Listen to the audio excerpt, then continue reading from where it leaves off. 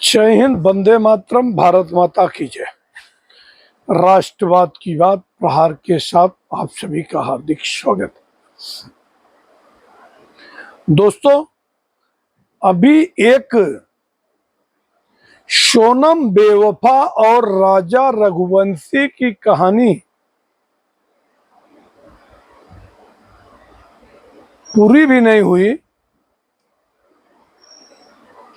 तब तक एक और विभत्स घटना महाराष्ट्र के सांगली में आई है सामने, और सनातन को न जाने किसकी नजर लग गई है कि ये कहां जा रहा है हमारा सनातन धर्म, जबकि सनातन शाश्वत है। न इसका कोई आदि है, न कोई अंत है, न इसको कोई अंत करने वाला आज तक पैदा हुआ।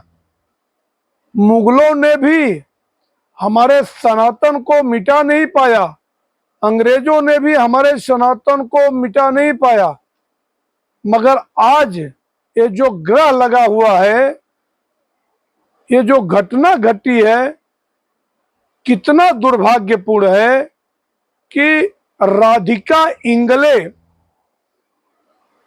जो कि 27 वर्षीय महिला है, उसने शादी किया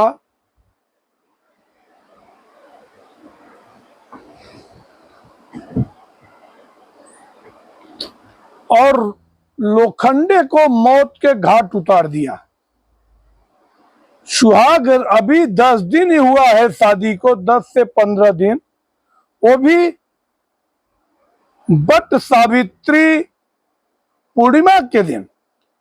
बट सावित्री का महाराष्ट्र में ये सुहागन औरतों के लिए इतना बड़ा दिन होता है, जैसे उत्तर भारत में करवा चौथ का होता है कि महिलाएं अपने पति के लंबे उम्र के लिए व्रत रखती है, और वैसा ही महाराष्ट्र में बट सावित्री, जो सावित्री ने बट की पूजा करके अपने पति सत्यवान को यमराज से छुड़वाया था, और इसीलिए सारी सुहागन महिलाएं जो लग्नानंतर ती अशा व्रत करते आणि बट वृक्षेला जाऊन धागे बांधतात।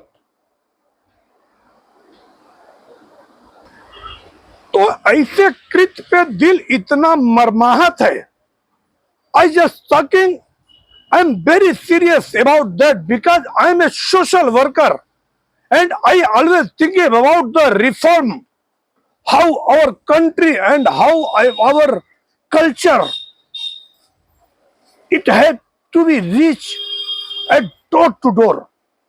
इसके लिए समाज में मैं लोगों को प्रेरित करते रहता हूं कि आज हमारे घर की महिलाएं कहां जा रही है।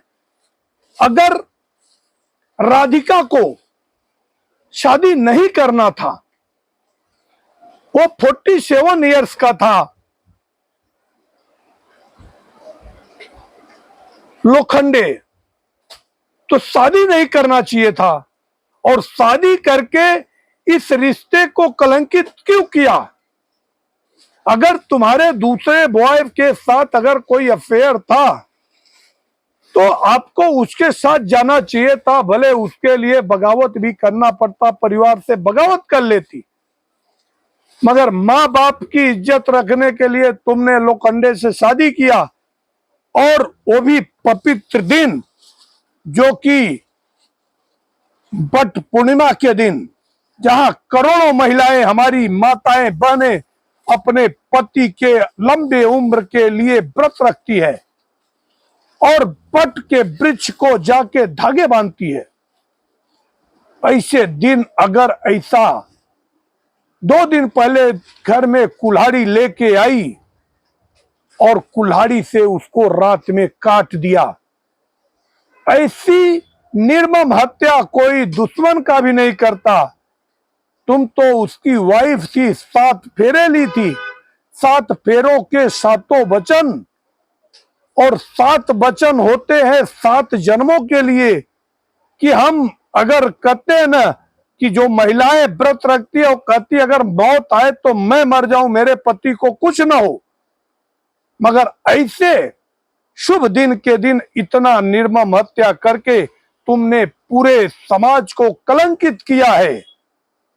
इवन अभी तो ट्रायल होना बाकी है, you will be interrogated our judiciary. That's why again and again I criticize our judiciary system कि they are giving, escaping the criminals by day, just giving the time.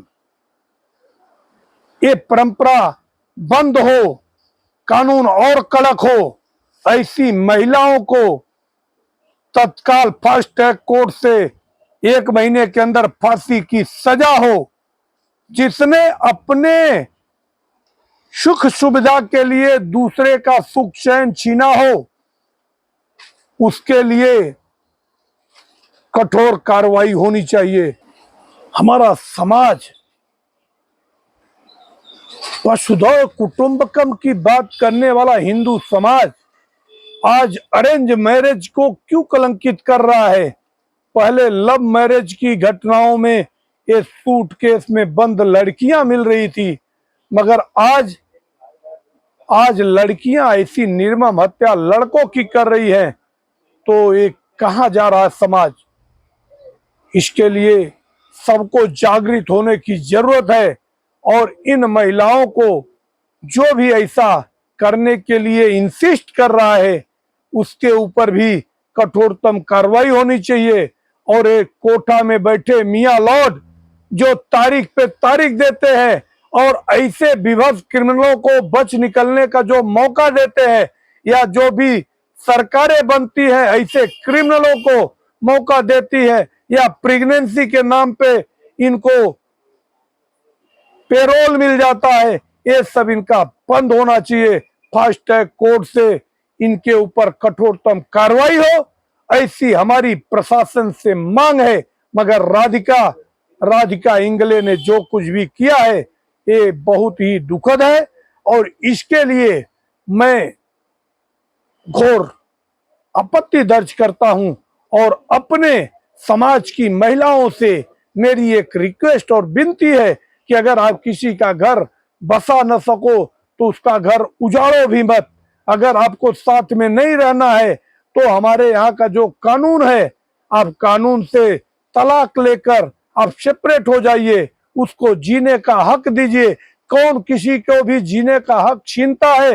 ये हमारा मानवाधिकार नहीं है। और हमारे यहाँ मानवाधिकार की बात करने वाले, जो करोड़ों रुपए की उगाही करने वाले लोग कहाँ मर गए हैं? उनको ऐसे समाज में फैल रही बुराई की भर्त्सना करनी चाहिए और जागरूकता अभियान चलाना चाहिए कि जैसे सती प्रथा के खिलाफ राजा राम मोहन राय ने जो शुरुआत किया था, और वो बाद में एक आंदोलन बना, जन आंदोलन बनने के बाद जो महिलाएं सती होती थी, वो सती प्रथा का अंत हुआ। आज विधवा महिलाएं बहु विवाह करके अपने जीवन को सुखमय बना रही है, वो अपने पति के अधूरे सपने को पूरा कर रही है।